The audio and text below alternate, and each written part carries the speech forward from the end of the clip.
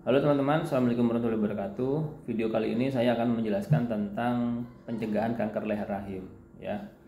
Jadi tentu supaya tahu cara untuk mencegah kanker leher rahim, maka kita harus tahu penyebab dan faktor risiko yang bisa memudahkan terjadinya kanker leher rahim. Nah, beberapa hal yang bisa menjadi faktor risiko terjadi kanker leher rahim antara lain adalah berhubungan seks dengan usia terlalu muda ya, kurang dari 18 tahun ya. Yang kedua, gonta-ganti pasangan seksual ya. Kemudian perokok ya. Kemudian ada riwayat infeksi di daerah kelamin atau infeksi menular seksual. Kemudian perempuan dengan perempuan dengan anak banyak ya. Dan faktor-faktor risiko ini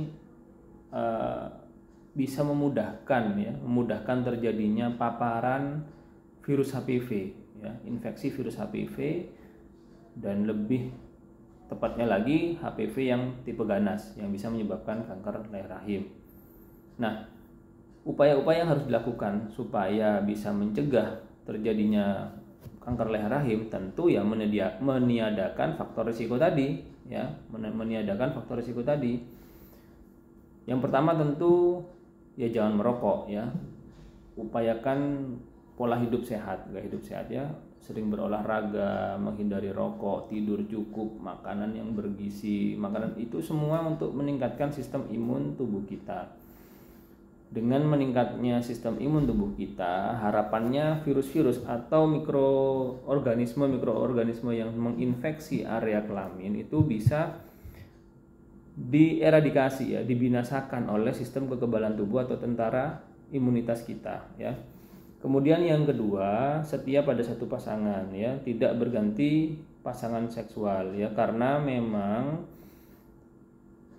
paparan virus HPV pada leher rahim itu meningkat ya, bisa hingga 50% atau 2 kali lipat pada perempuan yang sudah pernah menikah dan sudah pernah berhubungan seksual ya.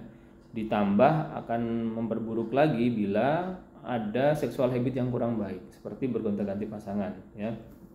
Kemudian yang ketiga, selalu menjaga kebersihan area genital sehingga kualitas mukosa itu selaput lendir, kualitas kesehatan organ intim itu baik ya, dan terbebas dari penyakit-penyakit yang tidak diinginkan ya. Kemudian yang keempat ya, melakukan deteksi dini dengan yang pertama ada pilihan IVA, yang kedua ada pilihan pap smear ya. Dua metode ini adalah metode untuk melakukan screening atau penapisan ya, bagaimana supaya seorang perempuan itu bisa terdeteksi sejak dini adanya kanker serviks, dan ini bisa dilakukan di puskesmas ya. Prosesnya cukup mudah, biayanya juga tidak terlalu mahal ya, mungkin kalau biaya relatif ya, dan hasilnya cukup baik untuk melakukan deteksi dini. Sehingga harapannya dengan lebih awal mengetahui ada sesuatu atau ada masalah di leher rahim, maka bisa lebih awal pula untuk dilakukan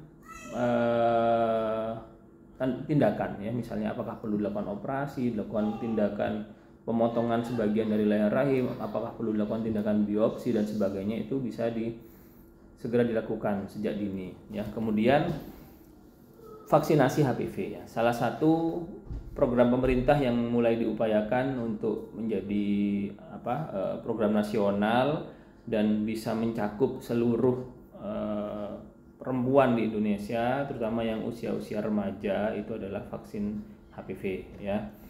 Vaksin HPV itu tujuannya untuk memaparkan mikroorganisme HPV ya, virus HPV tadi itu ke sistem tubuh kita, sehingga terbentuk sistem kekebalan tubuh yang spesifik bisa membunuh si virus HPV tadi.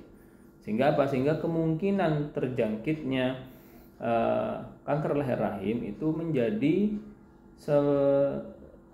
menurun ya. Dan efektifnya memang vaksin HPV itu dilakukan pada perempuan atau wanita yang belum menikah ya. Karena apa? Karena epitelnya, epitel kelaminnya, epitel leher rahimnya juga itu masih baik ya, sehingga epitel itu apa ya, lapisan permukaannya ya, sehingga virus sistem kekebalan tubuh yang tercipta lebih optimal, kemudian tidak ada virus sebelumnya yang sudah masuk begitu ya, dan itu akan lebih baik fungsi pencegahannya.